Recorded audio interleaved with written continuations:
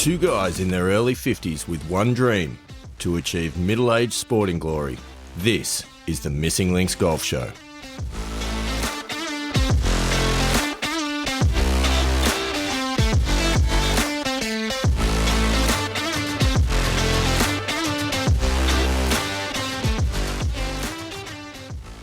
Yes, welcome back to the MCG. It's 2 for 22 in the Missing Links Golf Show. Andy Walker joining me in the commentary box.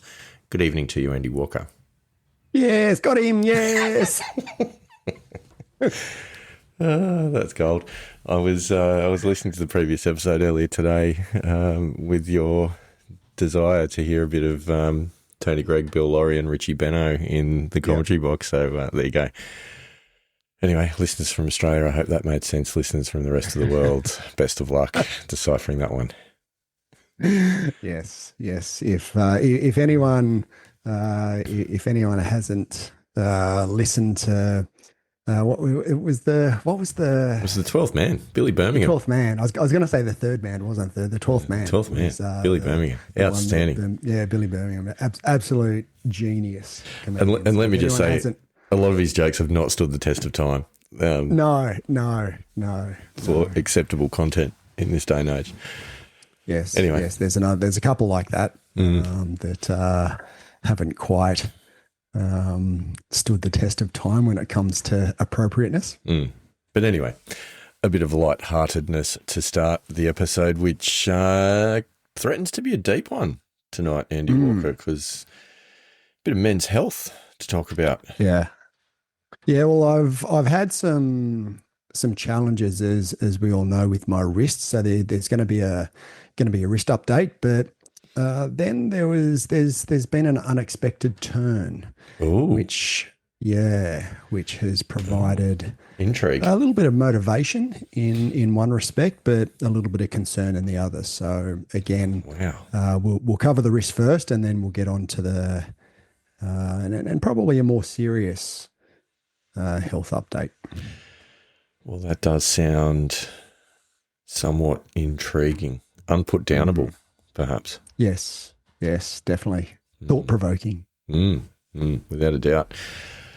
But before we get into the seriousness, we do have to talk about another very, very serious topic, Andy Walker, which I think all the pilgrims will agree is a particularly serious topic, and that is the results.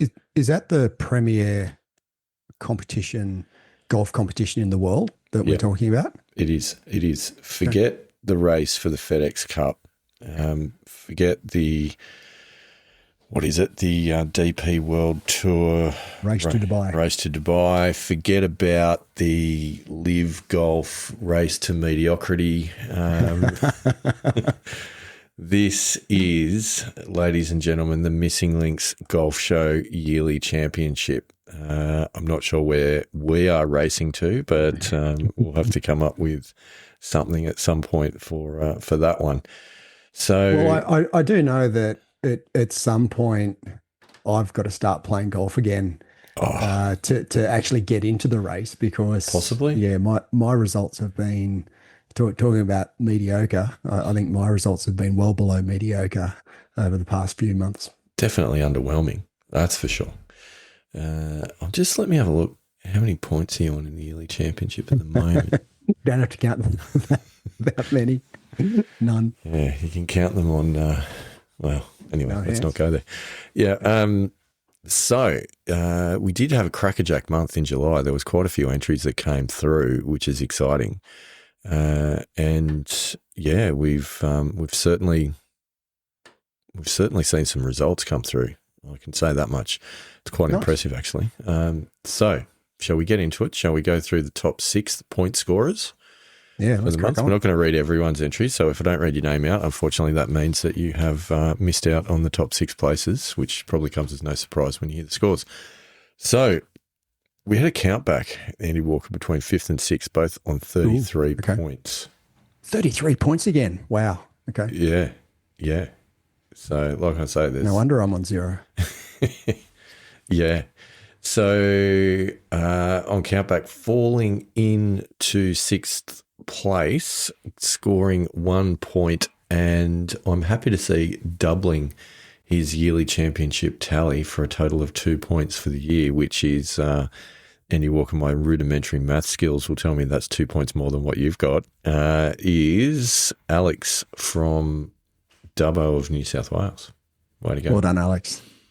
Good work. Super work. So pipping him into 5th place and scoring 2 points towards his yearly championship tally, which actually sees him drop a spot on the leaderboard. Just shows you how competitive it is. Wow. So you get points and you actually drop a spot on the leaderboard. Yeah, that's what's happened in this particular case. That is tough. Yeah, and that is Benny from Dubbo, also from Dubbo. Way to go, Benny. The only walker with points, I believe. The other walker. Not the only walker with points. Oh, yeah. Actually, there is another walker with points. Yeah. There's only one walker without points. That is true. Should disclose this as well for all the rest of the pilgrims. Not all of the walkers in the yearly championship are actually related. So it's just one of those surnames, number of people have it. So, 4th place.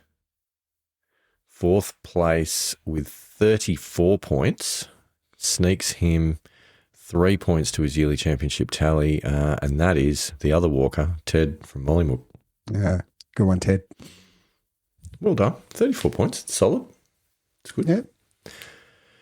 I reckon he's probably gone close to breaking his age at 34 points. Yeah, he probably wouldn't be far off, actually. That's a good point. Way to go. Yeah. I think Ted's playing off 10 or 11. So that's handy. If he's playing off 10, well, that's equal to his age. 11, it's one more. It's pretty good.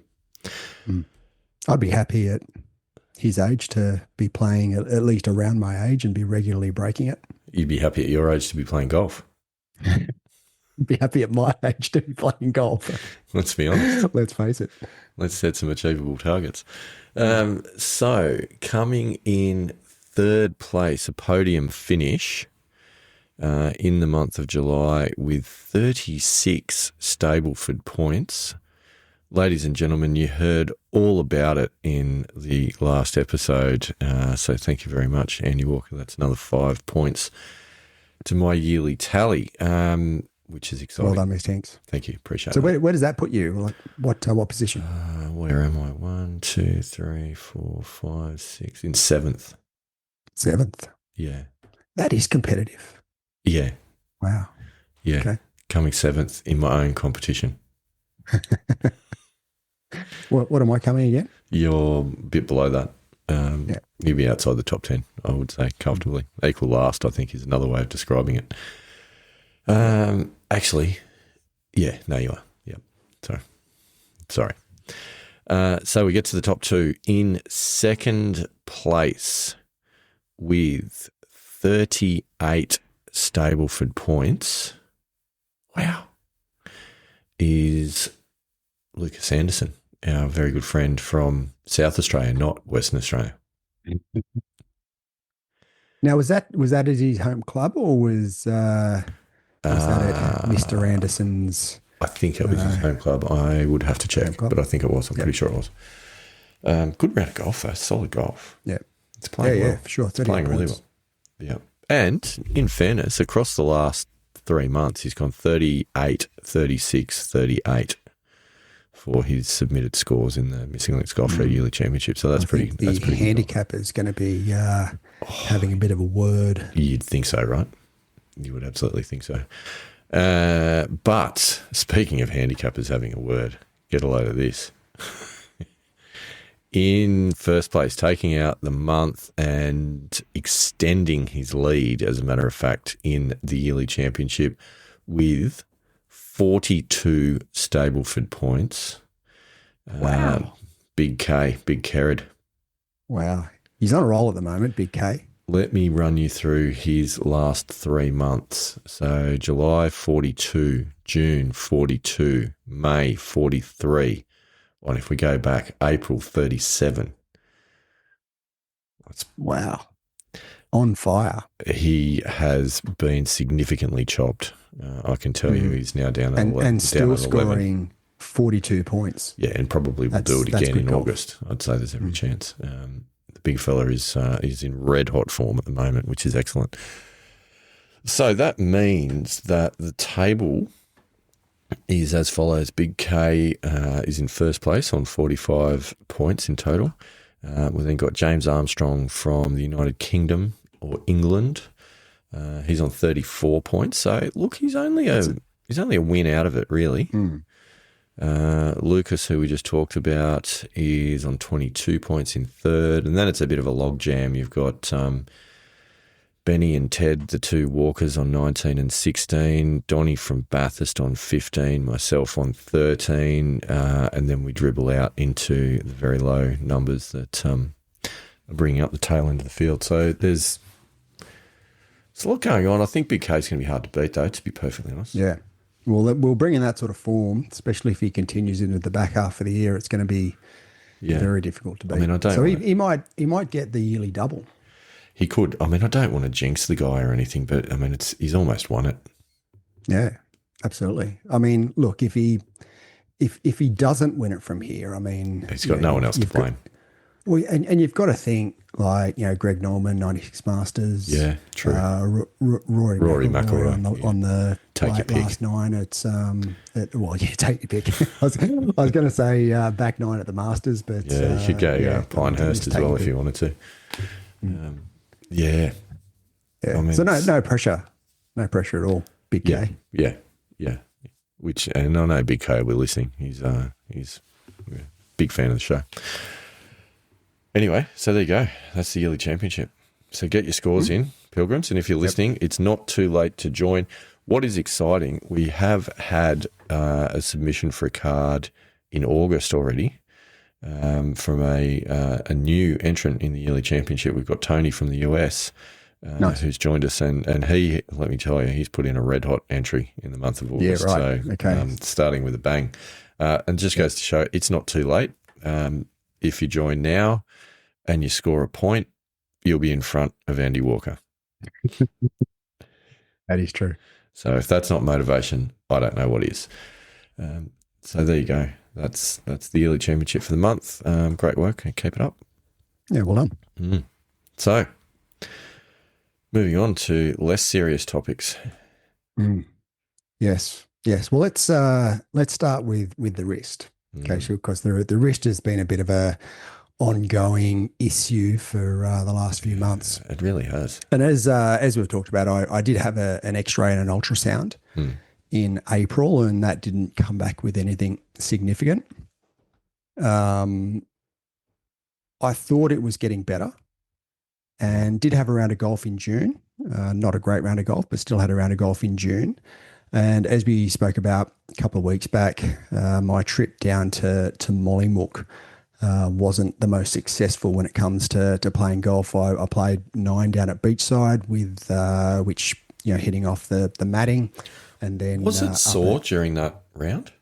It was a little bit, but if you remember my comp round in June, it started to get a bit sore. Sort of on the back nine, there was a shot on 10 that I hit my drive into the fairway bunker, and then I hit my shot out of the fairway bunker a little bit skinny. And it jarred my wrist, and it started to feel a bit sore after that. That was sort of the first time I'd felt it was good for the first sort of 10 and a half holes. So I had some concerns in the back of my mind, but I wasn't overly concerned. And certainly, when I'm taking the clubs down to Mollymook, I thought, I'll be good. It's just, I expected this. I was a little bit, even last year when I was coming back from the rib cartilage injury, I was a little bit tender when I came back. So it wasn't something that I was overly concerned about. I thought, it's just, I'll get past it. But as we know, that didn't happen, and I had to pull out after 10 holes playing the Hilltop course at Mollymook. So when we spoke about it a week or so ago, you recommended that I should go back to the doctor and get an MRI, because the MRI is obviously a lot more comprehensive than a X-ray and ultrasound. So I did that. I went back to see the doctor, got myself an MRI, and had the MRI the next day. Now, the results of the MRI, and I'm gonna read this verbatim, and I'll sort of explain what it is after it. All right, strap What yourselves it in, says, Pilgrim. There's a bit of technical medical jargon coming your way. yeah, what it says is at the distal radio ulnar joint, there is moderate osteoarthritis with full thickness chondral loss at the distal ulna and mild chondral loss at the adjacent radius. Now, I don't think that sounds great. No, no. So if you think about your forearm, right? You've got the ulna, which is the bone that's running down the outside, so from your pinky sort of down the outside of your forearm, Mm-hmm. and your the radius is the one on the inside of your arm. So the distal radio ulnar joint is actually on top. So if you put your hand over, it's actually at the top of your of the wrist, and it's sort of a bit of a plate that sits there on top of the joint. So that basically means I've got moderate osteoarthritis and full thickness chondral loss. That's basically a cartilage. So it's virtually bone on bone It's not great. in that joint. So that's not ideal. No. Now it says and mild chondral loss at the adjacent radius. So if you turn your hand over, and it's basically from the base of your thumb, down that sort of the top of your forearm. That's your radius, and that radial joint in there. That's where I've got mild chondral loss. But that's where you've been feeling it, isn't it? That's where I've been feeling it. Yeah, I can actually feel it at the top. It has been a little bit sore up there, but certainly it's that at that radius joint that I've been feeling the pain. So basically, yeah, osteoarthritis with cartilage loss, and it's bone on bone. That's the results of the MRI. So not ideal. No, it's crap. Now, the doctor that I have been seeing has recommended that I go and see an orthopedic surgeon who specialises in wrist injuries. I haven't done that yet. I may still do it. I haven't made a definite decision on whether I'm going to or not. And the reason why I'm not quite sure is I've come across some information that I think potentially could be quite useful. Now, this is my folks owned, as you know, owned a health food store for 23 years. So I've always sort of been inclined, like natural therapies inclined, and I do take a reasonable amount of supplementation, and always have done. I've taken glucosamine and chondroitin for quite a few years, probably not regularly enough and in sufficient quantities to make a significant difference, and certainly not to treat something like this. However, there's a new joint mobility ingredient called UC type 2 collagen.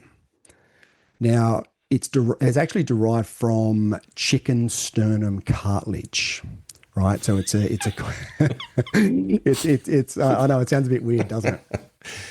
Yes. And I'm not gonna go through the technical side of it. I've read a little bit about it, but I'm still digesting it. This is only fairly new information for me. You're still digesting the chicken sternum? still digesting the chicken sternum cartilage. Okay. So what UC type 2 collagen does, it works through the immune system to reduce inflammation and repair cartilage to damaged joints. And apparently in double-blind clinical trials. Now, double-blind clinical trials is where both the researcher and the participant don't actually know what they're giving and prescribing and taking. So it could be a placebo, could be the actual active ingredient that they've got in the clinical trial. So both the double-blind is the researcher and the participant don't actually know what they're prescribing. And there's been some really great results in these double-blind clinical trials. So what it takes, it sort of to get any reasonable results takes 2 to 3 months, but potentially sort of 6 months or more. So it's a sort of it's a medium to longer term solution. But basically, what it's shown is this UC type 2 collagen has the ability to repair joints and or joint cartilage to gain a fair bit of mobility. Do you appreciate the irony in our lives with this? I know exactly what you're going to say, and I do. That it could be chickens that are saving you here? Yeah. Do we need to explain this? Yeah, I think we do. I think we do because it's and I knew this was going to come up as soon as I started doing the research and I realized it was coming from like it's chicken sternum cartilage. It's just so good. I actually was laughing when I was reading it. I can't believe we've got to this point. Oh, Pilgrims, this is unplanned, okay, but let's take you back, I don't know, Andy Walker, probably 10 years or so. It's got to be more than that. 15, could be 20, I don't know. Yeah. A long time ago, when we were working together back in the Rocks in Sydney with a couple of other of our very good mates and would regularly go for lunch, and the topic of conversation turned to the world's chicken population. Now let's set the scene. This is at like dinners that we like group dinners that we had after several bottles of red wine. So you can imagine. Okay, that's fair. Yeah, you can imagine the conversation that's going on here. Yeah. So discussion centered around the world's chicken population and an attempt to estimate how many chickens are consumed worldwide on a daily basis, and we split this into chickens and what we referred to as potential chickens, i.e. eggs, and the number was excruciatingly high, which also then posed the question of what would happen if the world's population stopped consuming chickens even for a couple of days.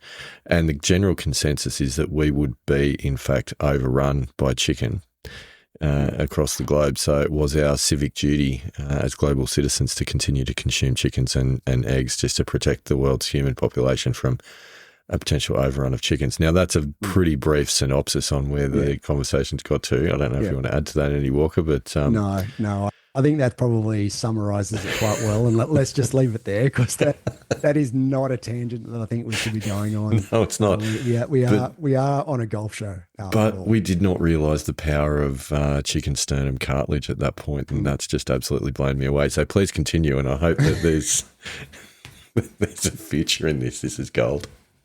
Well, I'm doing my part in my recovery of my wrist with the chicken population. Wow.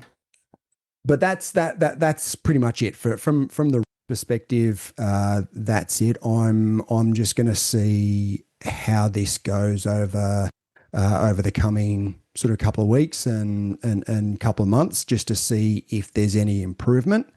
I am trying a different lotion putting on my wrist. It's a magnesium based lotion. Not a chicken derivative of any sort. It's not a chicken derivative, unfortunately.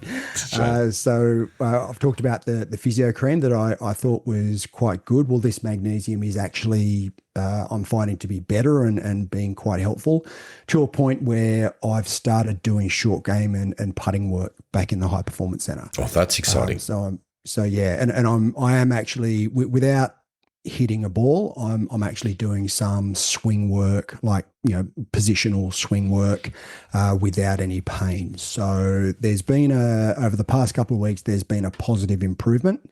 And hopefully that will continue so that in the medium term, I'm not going to need to have any form of surgery. Of course, the doctor, did talk, and he said that he wasn't an expert in any way, shape or form, but he knows that, in these sorts of injuries, sometimes they, fuse joints together and all sorts of stuff. And I just went, that's not going to be good for my golf game. No, I just don't think we want to do that. No. So if you think about, say, Tiger and the back surgeries that he's had, and the enormous issues that he's faced, while I'm not comparing myself from to Tiger, but that's when you start fusing joints together, No, it's a last it's resort. not great. It's a Yeah, last yeah, resort, it's not especially in great. a So wrist. yeah, so I want to give it every opportunity to heal in other ways.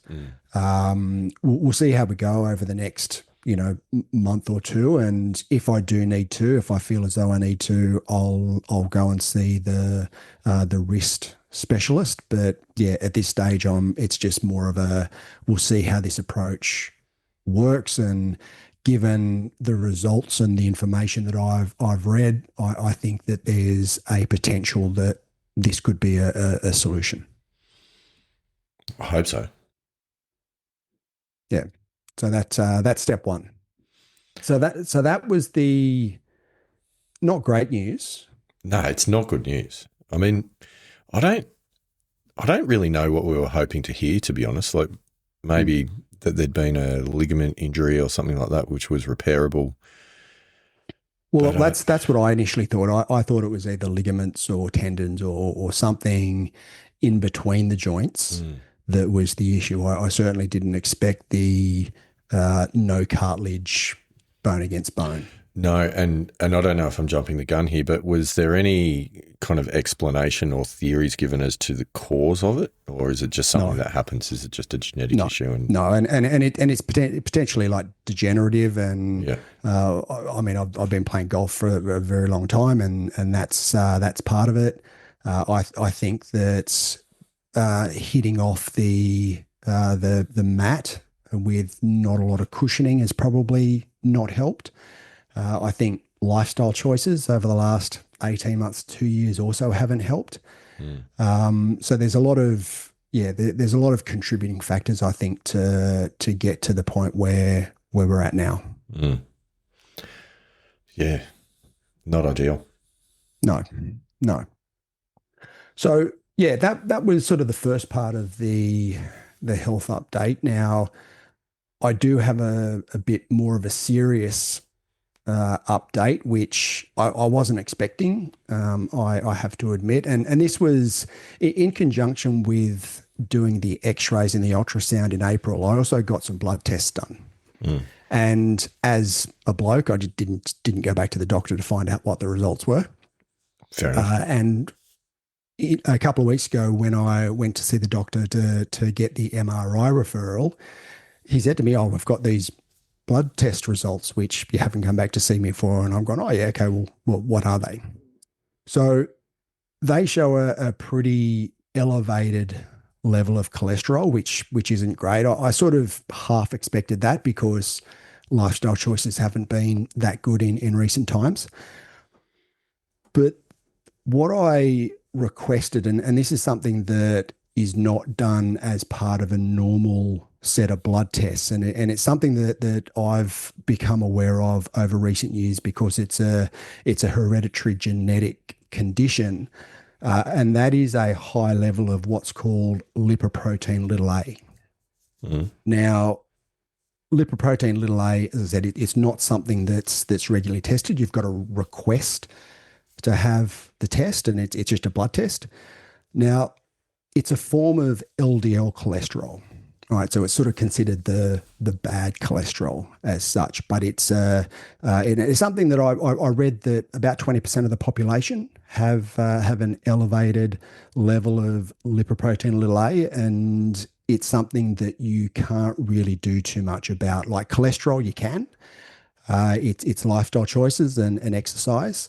Lipoprotein little a is pretty much constant all through your life. However, even people with a normal or low level of cholesterol still have a fairly significant risk of developing cardiovascular disease. And I think it's something like 3 to 4 times the risk of cardiovascular disease, even with a healthy level of cholesterol. And given that my cholesterol is quite high, that puts me in an even higher risk. So it's sort of given me a bit of a This is kick not up the good. bum, This is not to particularly be good honest with news. you. No, it's not. And we've talked about over the last 18 months, my lifestyle has just blown out, especially over the last 6 months. I came back from Molly Milk at 97.9 kilos, which is the heaviest I've ever been. What I would call my fighting weight is down around sort of 80 kilos. I did get down to about 78, 79 about 20 years ago, but I was super fit at that stage. And over the last 10 to 15 years, I've been somewhere between 85 to 90, which is still a little bit overweight, but not too bad. But that's sort of just blown out to 97.9. So it's given me a bit of a, yeah, kick up the rear end, to be honest with you. It's something I wasn't expecting. I was aware. Of course, my dad has a high level of lipoprotein little a. I know my brother does as well. But given my genetics is more from my mum's side, it wasn't something I'd really ever considered, even though, I'm 50%, Mm. from my dad's side. Um, so yeah, a little bit of a shock. I guess the good things is, and 3 years ago I had and again, it's another test which isn't sort of part of a usual test, but I had my calcium score done, and I had a calcium score of 0, which is really, really good. So basically, calcium in my arteries, Mm. non-existent. I also did an echo stress test, and the results of the echo stress test was really, really good. In fact, the guy who was performing the test had to tell me to stop and get off, because otherwise I would have sort of kept going. But I was a lot fitter 3 years ago than what I am now. So. But again, calcium score is one that doesn't change a lot. Mm. So I don't expect that to be sort of that different to what it was 3 years ago, if any, if different at all to what it was. Well, sobering news. Yeah, yeah. So basically, what my plan is from here, I've got a appointment on the 19th of August to see another doctor. So this doctor is a doctor that I saw probably 8 years ago. When I was having I was diagnosed with psoriatic arthritis. I had some excruciating pain in my joints. And rather than going on the medication that was recommended at the time by a rheumatologist, I went to see this doctor. She practices functional medicine, or integrative medicine. So that means that they're actually a qualified doctor. So they've been through and got their medical degree, but they've also studied the natural therapies as well, and they combine the two, which I think is a really good sort of place to operate from.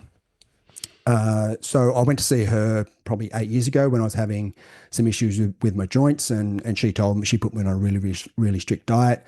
Told me it would take 12 months to sort out the joint pain, which was pretty much on the day. 12 months later, I didn't have any joint pain, and I was taking prescription medication, joint pain relief at that point. So I was in a pretty bad way Mm. at the time. So she really helped me through that process. Haven't seen her since 2018, but yeah, I've made another appointment to go and see her. She's not your GP that you go and see all the time. I mean, it's for the initial consultation, it's about $400, so it's not a Yeah. cheap exercise. But she also spends about an hour or so with you, and just develops a full long-term plan. So that's sort of the next step of my journey. In that, I've got the next 12 months is pretty key, in that I've put together a bit of a plan, and it's not necessarily a weight loss plan as such. It's more of a lifestyle plan. I've got back into doing 4 strength and conditioning sessions a week, and moving to a plant-based diet. Now, that's not being a vegetarian or vegan. I'll always, I believe in moderation. Well, you've got to keep the chicken For numbers down anyway. So, Yeah, and chicken and fish. I'm not a massive fan of red meat. I've had digestive issues in the past as well, so I don't, generally speaking, eat a lot of red meat in the first place. But chicken and fish, I do quite enjoy chicken and fish. But eggs, unfortunately, eggs sort of go out the window with No. cholesterol. Yeah, that's a shame. Ooh. So yeah, there's going to be a fair bit of change, but I'm as much as I have some concerns, and it's something that has been unexpected at this point in my life. I think that it's manageable, and there are some positives there as well. I think that the fact that I've looked after myself for most of my life, and I've gone through periods where I've been really, really fit and healthy, and I mean, it's life's a bit of a roller coaster, as you know. There's up times and there's down times, and I now need to take some time just to refocus back on me to get me right. Because A, I want to be around for a while, but B, I'd also like that to include golf. As would we all. Yeah, I mean, it's a pretty confronting tale, to be honest, Andy Walker, because you're not exactly I know you've got a couple of extra kilos on at the moment from where you want to be, but that's not an unusual thing for blokes of our age. And No. you're definitely not the sort of person that you would see walking down the street and say, hey, that guy's in bad shape and, No. and is an illness waiting to occur. So I think even if, for those of us, even when you think that you're relatively fit and in pretty good shape for your age, it's very much a wake-up call of have a look under the hood and, sort of see what's going on because, if it wasn't for the wrist injury, you might not even know half of this stuff. I would not have gone back to the doctor to get the blood tests. Yeah. I guarantee would not have gone back. So it's been a stroke of luck in a lot of ways that I've re-injured my wrist to go back to see the doctor to get the results of the blood test. It's crazy. Because I was just like, yeah, I should be right. A lot of blokes are like that. I'll be good. I'm not that unhealthy. I'll just start eating healthy again and do a bit of exercise and everything will be all right. But and you hear it all the time that these not just guys, girls as well. They just at a fairly young age sort of keel over with a heart attack or something like that, and people go, oh yeah, but they were so healthy. They worked out or they looked healthy. But until you actually go and get some metrics and some data, and we talk about that with your golf game. Until you get your own metrics and your own data, you don't know. You don't know. No, you don't. And I guess, you draw the parallels to looking at golf improvement, but I suppose as well on this is, and as you say, it's not just a weight loss journey, it's a lifestyle and a bit of a broader self-improvement journey to go on. And maybe, a bit like your handicap or your scores, the weight's just the outcome, but that's not really what you're looking at. It's about the process and all the things that you need to do. Exactly. Yep. Yeah. And it's becoming a different person to what I have been over the last 18 months. And I know that, and, the Pilgrims know I've been doing some work with Paul Salter and that's what he talks about as well, in that, in order to get a different result, you have to do something different and become a different person to the person that was, getting the first result. So I've been aware of that for a while. It's just that this has given me some motivation to get out there and actually take some action. It does. I think that can sound pretty confronting for people to go, oh, I need to be a different person. That means I need to change everything. And that means, I've got to throw it all away. And I don't think that's the intended message. I think, No. really a lot of these changes can be fairly small and they don't need to be enormous, but it's probably, it's probably linked to that concept of you might overestimate what you can achieve in a short amount of time, but if you extend that out over years and decades, then you'll underestimate what you can achieve as the accumulation of small activities and small actions, changes. Yeah, well, can have it's the enormous saying that most people impact. Overestimate what they can achieve in a year, but underestimate what they can achieve in a decade. Right? That's right. That's exactly what that is. That's right. And I think that's the thing. It's you're not going to fix this in 3 weeks. You're not going to turn that around in a short period of time. Just as you didn't create the situation in a short period of time, like that's the culmination of a lot of small decisions, small actions, lack of actions, all of those. However you want to look at that. So it's a longer term shift to better health, which, that takes a commitment. It's not necessarily an easy thing to do. Yeah, yeah, and you're right. It is just a compounding of what's probably classified as habits that aren't ideal. Because a little bit before sort of COVID hit, we went for a family holiday over to Vietnam, and I was in great shape. Then I was down around that sort of 81, 82 kilos, and doing a lot of the right things, but then got back, and obviously being on holidays isn't conducive to a healthy lifestyle. So there was a little bit of overconsumption there, and then sort of since then, it's COVID hit, and there was a lot of restrictions around COVID, and then it then becomes habit, right? You start getting into bad habits, and they're just habits that just never change, and it's got to a stage where those habits need to change. Yeah, and look, you're not alone, Andy Walker. So just, sort of sharing the other side of the coin, like obviously of recent times, as has been well documented on this show, I did turn 50 earlier in this year. And as a result of that, there's a few things that you need to do. One of those is, which we talked about previously, is the bowel cancer screening kit in this country, which is just such a fun task, that is.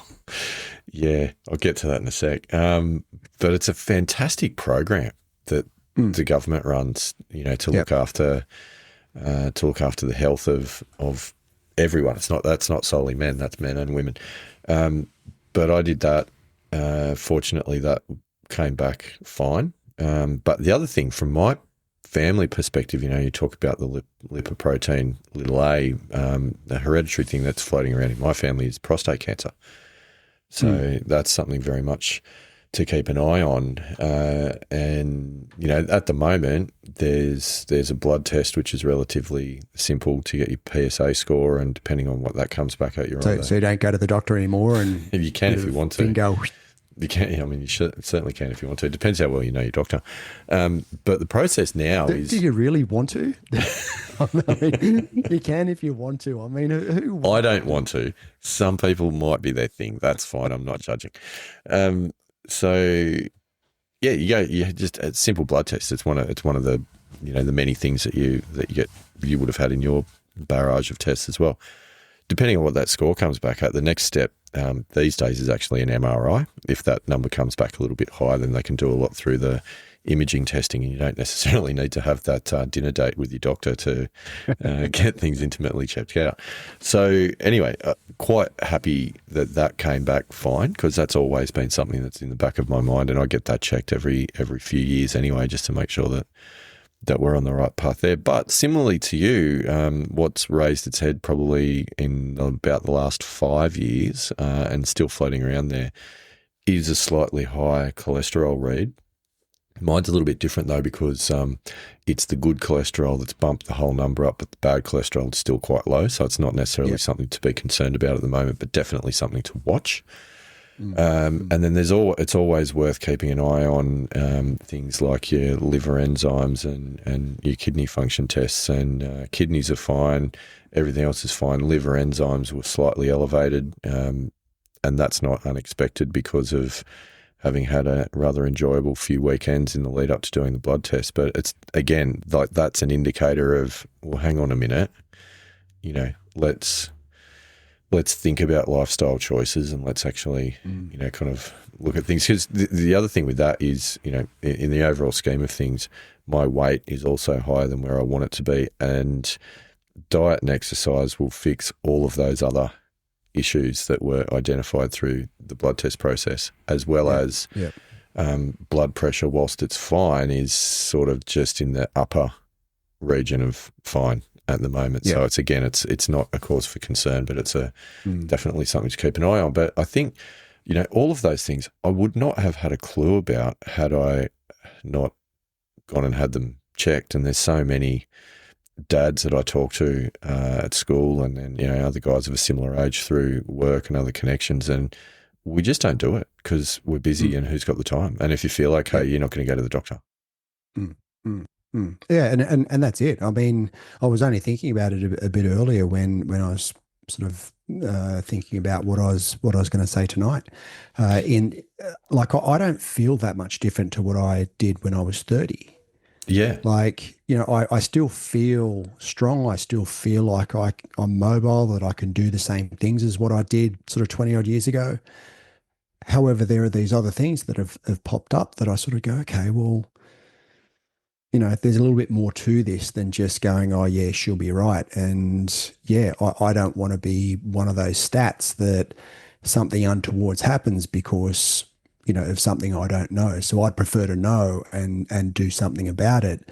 So this, where I'm at now, that needs to be a long-term plan, and that needs to be something that I take into consideration for the remainder of my life. Now, I think I said that the next 12 months I'm going to be pretty strict, but I'm hopeful at some stage that I won't be as strict as what I'm going to be in the next 12 months. Now, that's purely just to get my risk factors down. Now, that doesn't mean I'm going to go back to where I was, a couple of weeks ago. I mean, I've already lost, 4 kilos in the last 2 weeks, which is pretty phenomenal, and just shows how heavy I was.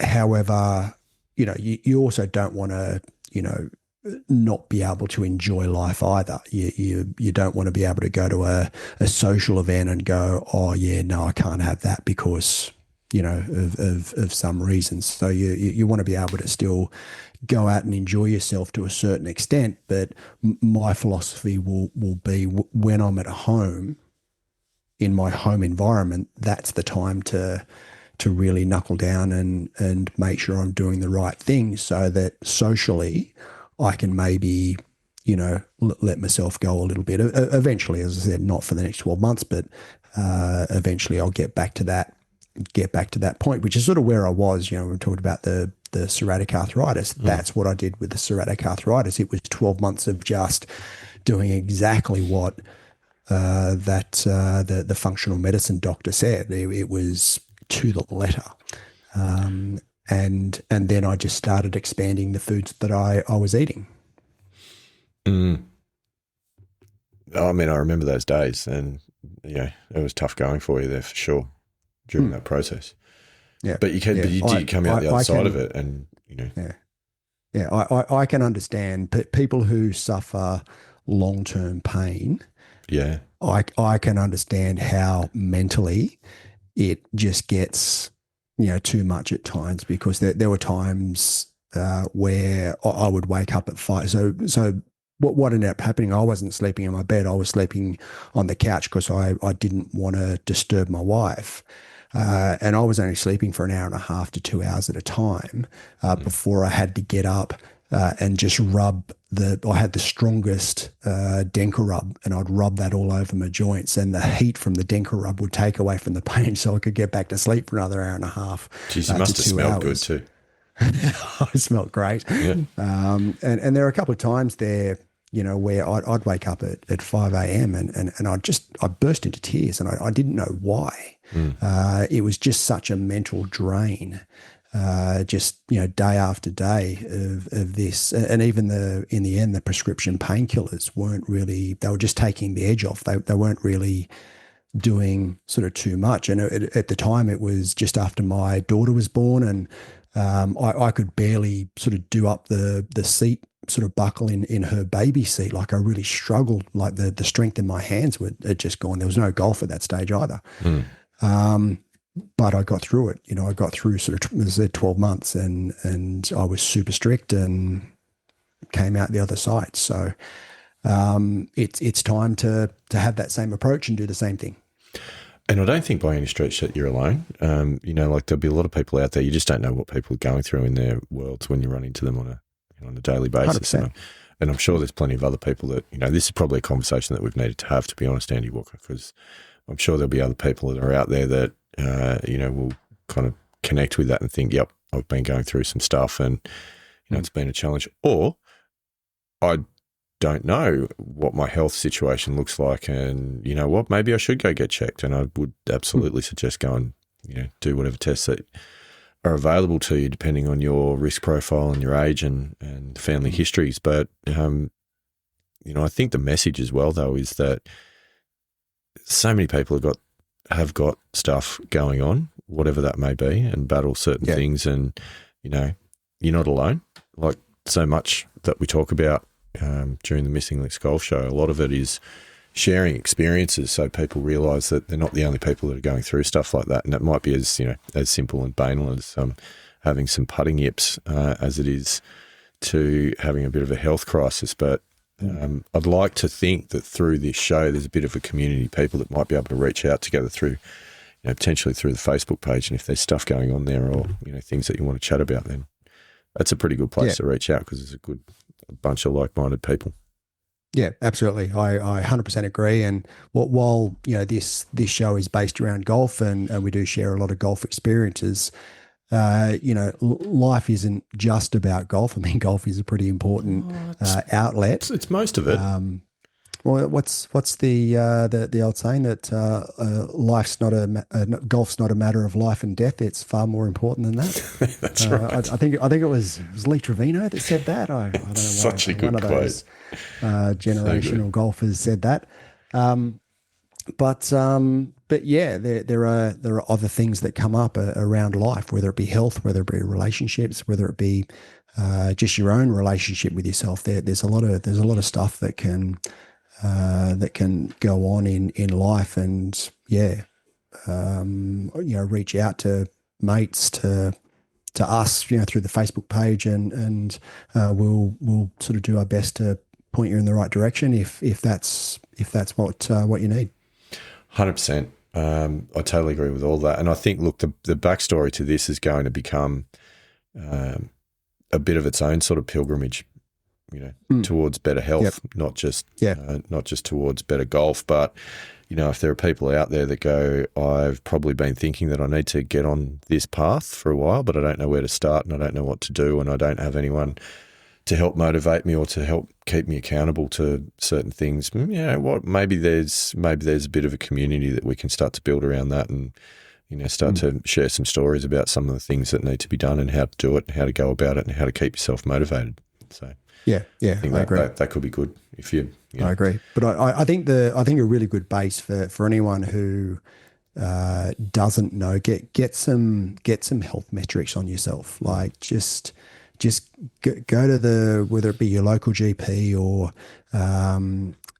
like I did, find someone in functional medicine or whatever sort of your beliefs are and the approach you want to take. Do some of your own research and just get out there and do some metrics on yourself and get those done, just so you have an understanding of what's going on in your own body, so you can then at least make some informed decisions. 100%. Could not agree more, Andy Walker. That's been a pretty heavy topic. Yeah.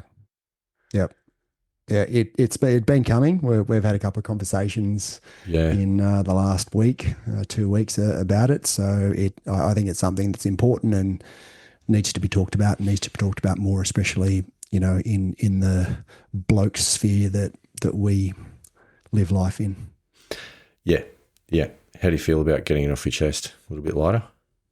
Yeah, feel good, and I hope that there's some of the pilgrims are listening and are able to take some action of their own, and that's the whole point of being open and honest, and being a bit vulnerable, and but being that open book. Happy to be that. No, amazing. The other thing I'd throw in on top of that as well, Andy Walker, as golfers, we spend a lot of time in the sun, and if you haven't done it, get your skin checked. Yes. Every 12 months, I've got a skin specialist, and I've had a couple cut out. They've been relatively innocuous, but doesn't take long for that to change. No, so definitely get that checked. No. I had a good one zapped off my cheek earlier this year. That was all sorts of fun. Yeah, it's right up there with pooing on a stick, I've got to say. That's fun. Wow. Now we're talking fun, Pilgrim. Not on a golf stick, though. Don't ever do that. That's funny. There's a number of reasons why you shouldn't do that. Yes, yes, I agree with that. Yeah. So, wow. All right. Well, On that note, I don't know what else to say. Anyway, look after yourselves, pilgrims. That's the point. Get yourself sorted. If you need some help with anything, we're here. There's a pretty good community of like-minded people that I think would absolutely be there to help at any given opportunity. So reach out, share your stories, look after yourselves, get fit, get healthy, and play better golf. 100%. Wow. All right. Anything else that we need to share before we wrap up with that mantra? I think there's just one more thing to do. Tell me what it is. Rock out, pilgrims.